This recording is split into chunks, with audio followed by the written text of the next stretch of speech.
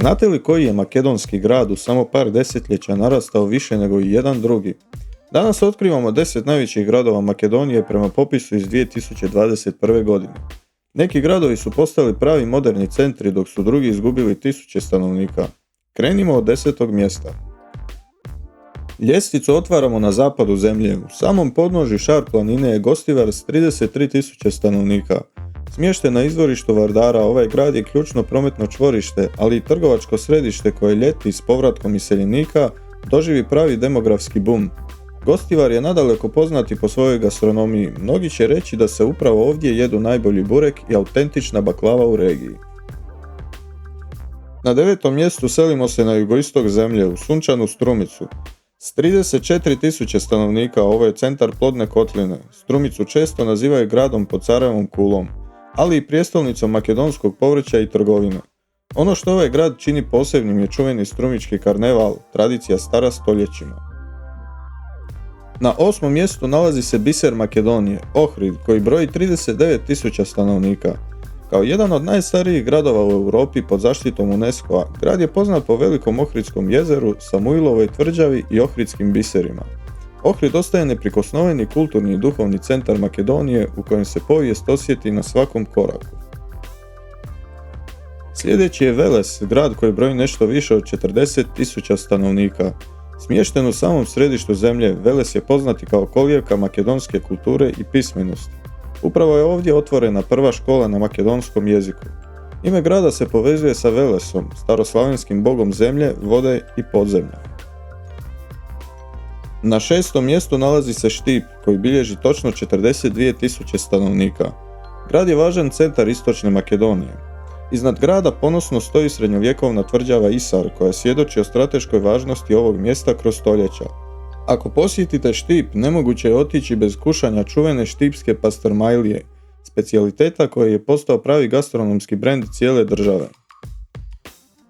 Na 5. mjestu sa 63.000 stanovnika nalazi se Tetovo. Smješten u podnožju veličanstvene Šar planine, ovaj grad krije jednu od najzanimljivijih legendi o svom imenu. Prema narodnoj predaji, grad je dobio ime po junaku Teti, koji je prema legendi očistio okolicu od zmija. Njegov najveći arhitektonski biser je Šarena džamija, a danas je poznati po skijalištu Popova šapka u okolici. 4. mjesto na našoj listi zauzima Prilep, grad sa 63.000 stanovnika. U blizini grada nalazi se srednjovjekovna utvrda Markove kule. Prilep je svjetski poznat po dvije stvari, duhanu i mramoru. Ovdje se uzgaja jedan od najkvalitetnijih orijentalnih duhana i vadi se bijeli mramor, koji se izvozi širom svijeta i koristi u mnogim velikim arhitektonskim projektima. Sljedeća je Bitola sa 69.000 stanovnika, grad koji mnogi smatraju najljepšim u Makedoniji.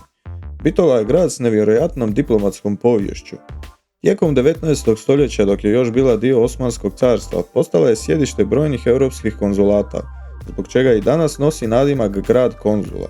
Šetnja njezinim čuvenim Širok Sokakom, glavnom ulicom s raskošnom arhitekturom, podsjeća na vremena kada je Bitola bila ključna točka Balkana.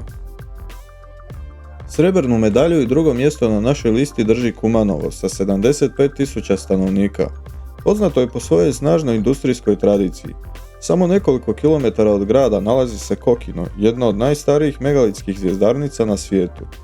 Kroz povijest je Kumanovo bilo poprište ključnih bitaka, a danas je važno prometno čvorište koje povezuje Makedoniju sa Srbijom i ostatkom Europe. Na samom vrhu s preko 420.000 stanovnika nalazi se očekivano Skoplje. Povijest Skoplja je povijest nevjerojatne izdržljivosti. Kroz stoljeća su ga pustošili ratovi i katastrofalni potresi, od kojih je najrazorniji bio onaj iz 1963. godine. Taj potres je sravnio 80% grada. No Skoplje se svaki put uzdiglo iz pepela. Danas je to grad kontrasta. Na jednoj obali Vardara nalazi se stara skopska čaršija, velika orijentalna tržnica koja čuva zanatske radnje i miris čaja. Na drugoj obali dočekuje vas moderni centar s monumentalnim spomenicima, muzejima i neoklasičnim fasadama. Iznad grada bdije veličanstvena tvrđava Kale, dok Vardar koji vijuga kroz grad premošćuju brojni mostovi, od kojih je najpoznatiji stari kameni most. Grad s okolicom broji oko 700.000 stanovnika. A sada krenimo u prošlost, u 1948. godinu. Primijetit ćete kako su svi gradovi osim Skoplja tada bili znatno manji. Bitola, Prilep i Kumanovo su tada bili jedini gradovi uz prijestolnicu s više od 20.000 stanovnika. No 50. i 60. godina kreće nevjerojatan val urbanizacije. 70. i 80. dolazi do perioda najveće ekspanzije. Skoplje probija granicu od 300 pa i 400.000 stanovnika, a Bitola se učvršćuje na drugom mjestu. Međutim, Kumanovo je stalno za petama. Nakon raspada SFRJ urbanizacija i rast stanovništva jenjavaju. Bitoli opada broj stanovnika pa ju Kumanovo prestiže i preuzima titulu drugog najvećeg grada u zemlji. Tetovo nastavlja stabilan rast i polako se odvaja od gradova u sredini ljestvice. Zadnjih 20 godina donosi nove trendove. Na zadnjem popisu vidimo da većina gradova bilježi blagi pad ili stagnaciju. Skoplje je nakon Drugog svjetskog rata postalo dominantna metropola u kojoj se koncentrirala moć zemlje.